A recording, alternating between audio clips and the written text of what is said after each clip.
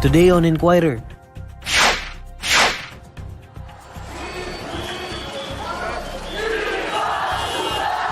Transport groups start week-long strike to protest jeepney phaseout. Department of Justice checking if the two arrested suspects in the killing of Negros Oriental Governor Roel Degamo may be accepted under the Witness Protection Program. Location of sunken motor tanker carrying 800,000 liters of industrial oil in Oriental Mindoro identified. And fuel prices to increase tomorrow.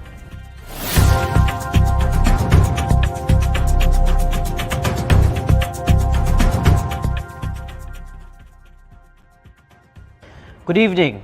Transport groups start the week-long strike to protest the impending jeepney phase-out. To tell us more, here's John Eric Mendoza reporting live. Eric, what's the update on the transport strike? Yes, Neil, traditional jeepneys should be rehabilitated instead of being phased out completely. This is the call of Piston, one of the biggest transport groups in the country, who spearheaded the week-long jeepney strike nationwide, which began today. Piston National President Molly Floranda pointed out that individual operators could not afford more than 2 million pesos for a modern jeepney. Instead, Floranda said the group is advocating for rehabilitation. Experts said rehabilitation of jeepney will only cost 900,000 pesos, more than half the price of the modern jeepney. Around 100,000 jeepney drivers are expected to join the strike, including the 40,000 jeepneys plying the routes of Metro Manila. According to Floranda, some drivers and operators held a protest in several areas in the country to call for the scrapping of the PUV modernization program. Different sectors gathered at the University Avenue in Quezon City in support of the transport strike. The caravan traversed the Philcoa area and the LTFRB headquarters before regrouping in Mendola Peace Arch in Manila for a program there. The Manila Police District said more or less 200 protesters gathered in Mendiola. Local government units and government agencies offered free rides for stranded passengers. The MMDA also suspended the number coding scheme in response to the jeepney strike. However, the number coding scheme will resume from Tuesday to Friday. Neil? That's John Eric Mendoza reporting live. Vice President Sara Duterte reiterates her stand on the week-long transport strike, saying it is a painful interference for the education system. In a statement, Vice President Duterte says DepEd opposes the strike, calling it problematic and hurtful to learners. She adds that learners and teachers are the casualties of the transport strike. In a previous statement, Duterte called the week-long strike communist-inspired. House Deputy Minority Leader and Alliance of Concerned Teachers Party List Representative Franz Castro denounces Duterte's red tagging. Castro says that the statement is very insensitive and puts drivers and ACT at risk. In her statement today, the Vice President says this is not a red tagging but rather a statement of fact. She says Piston is an organization, quote, poisoned by the ideologies of the bankrupt Communist Party of the Philippines, the National Democratic Front of the Philippines, and the New People's Army. The Vice President also says that along with Piston is ACT, a group she describes to be, quote, nowhere near in the service of the education sector. A magnitude 5.3 earthquake rocked Davao de Oro on Monday morning. According to the Philippine Institute of Volcanology and Seismology, or PHIVOLCS, the tectonic earthquake struck at 4:43 a.m. with its epicenter traced some 22 kilometers southeast of a New Bataan town. The earthquake was felt at intensity 4 in New Bataan, Maco, and the Mawab towns in Davao de Oro, while intensity 3 was recorded in Nabunturan and Davao de Oro. Intensity 2 was felt in Laak in Davao de Oro, while intensity 1 was recorded in Bislig City in Surigao del Sur. Meanwhile, instrumental intensity 4 was recorded in Nabunturan in Davao de Oro, while intensity 2 was recorded in Davao City in Davao del Sur. Felt intensity is the ground shaking actually felt and reported by the people through the PHIVOLCS earthquake intensity scale, while instrumental intensity is the ground shaking intensity measured by the intensity meter in and around the epicenter. Next on Inquirer Today. President Marcos Jr. orders police to identify political hotspots amid government official attacks. Location of sunken motor tanker carrying 800,000 liters of industrial oil in Oriental Mindoro identified. And fuel prices to increase tomorrow. This Inquirer Today will be back shortly.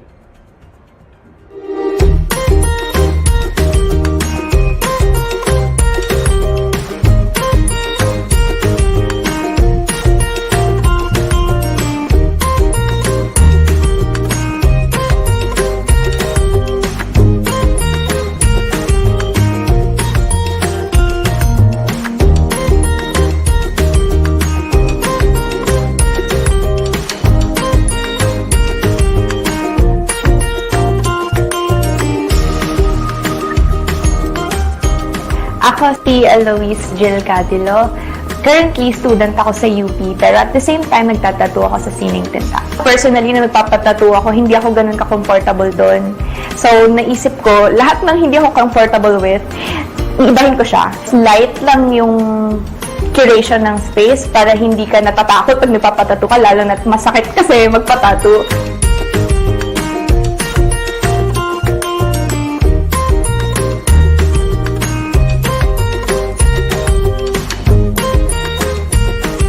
Nag-start ako mag-tattoo, hindi dahil gusto ko mag-tattoo. Bale, gusto kong kumuha ng tattoo. Pero at the same time, hindi ko afford yung artist na gusto ko.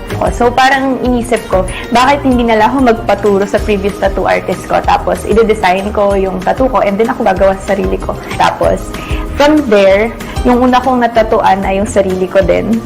So, mas naramdaman ko yung difference sa practice skin and sa skin nung ginagawa ko na sa sarili ko. Nagtatattoo lang ako sa apartment namin sa Kamuning. Tapos, marami na din kasi akong friends nagpapatattoo nun. Tapos at the same time, yung friends nila, gano'n. Hindi kaya ng space ko kasi sobrang liit lang talaga nun. Tapos mainit. Tapos, ayun, lumaki na lang siya kasi nung nag-start akong mag-tattoo, somehow may namit akong mga other women artists. Tapos doon namin nabuo na parang women's space talaga siya. Gano'n.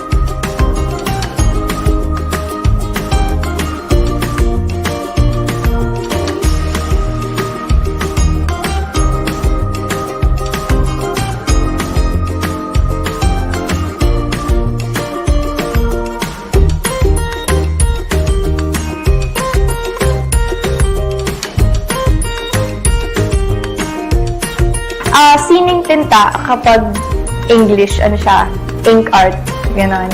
Yung pinaka-tagline kasi is malaya at mapagpalayang sining. Tapos, at the same time, yung artists ay puro women kasi marami sa clients ko previously, nagkakwento na they don't feel safe kapag puro male yung artists nila, gano'n. May ganong stories. I want to take that scare away, gano'n, yung that intimidation. And the only way na I can do it is if we strictly create a space na women artists lang din talaga.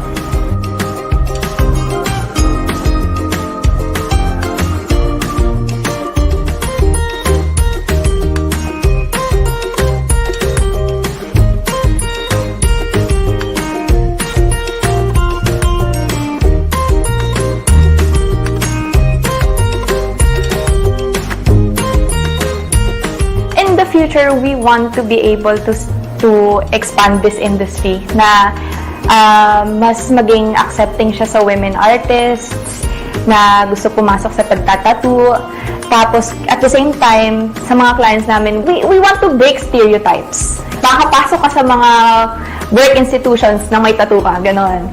Tapos, hindi ka madidiscriminate for it or walang notion of yung usual na iniisip nila na madumi yung balat mo. Mas accepting yung society sa people with tattoos and people who engaged in tattoos and piercings.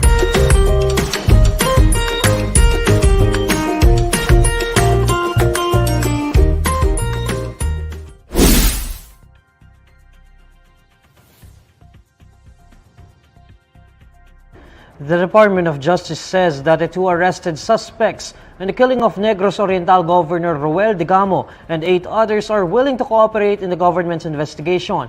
INQUIRER.net's justice reporter Tech Torres Tupas has the details. Tech, what's the latest on the Degamo slay case?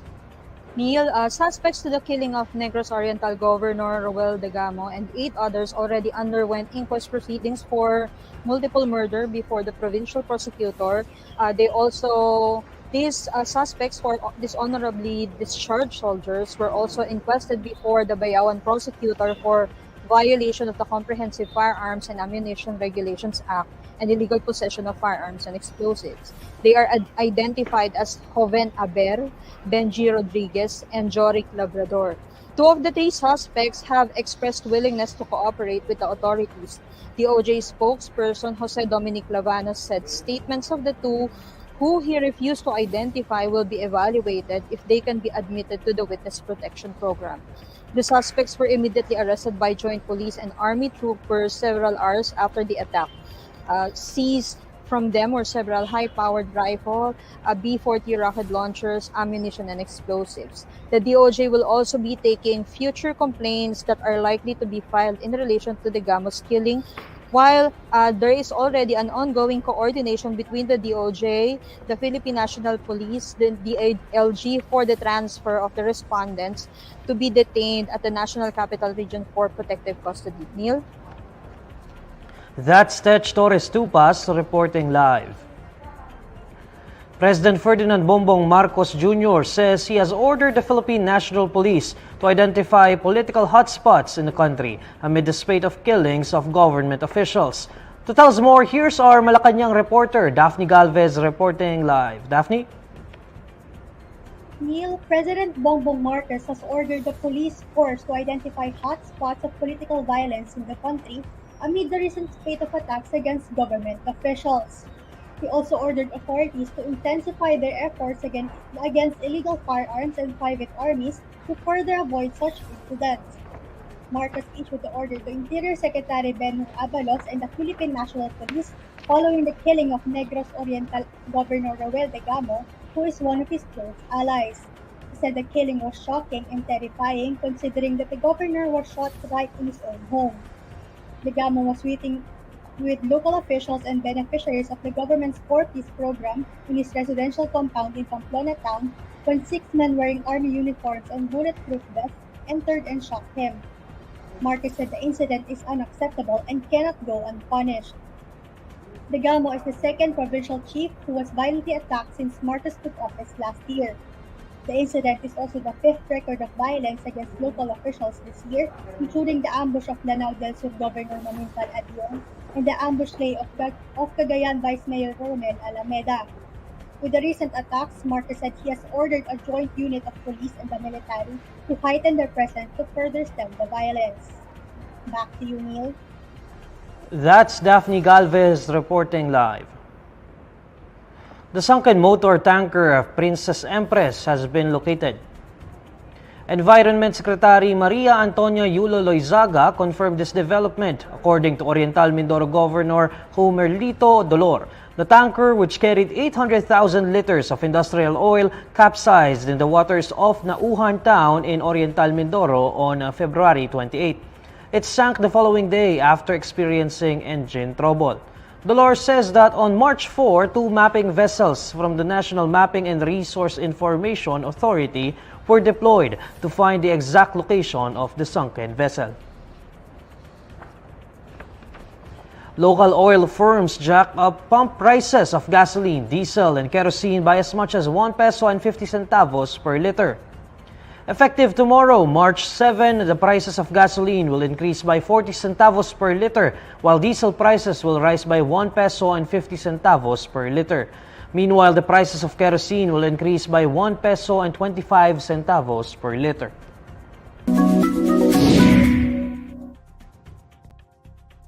Alamin naman natin ang mainit na balita sa mundo ng showbiz kasama si Irvin Santiago ng Bandera. Irvin?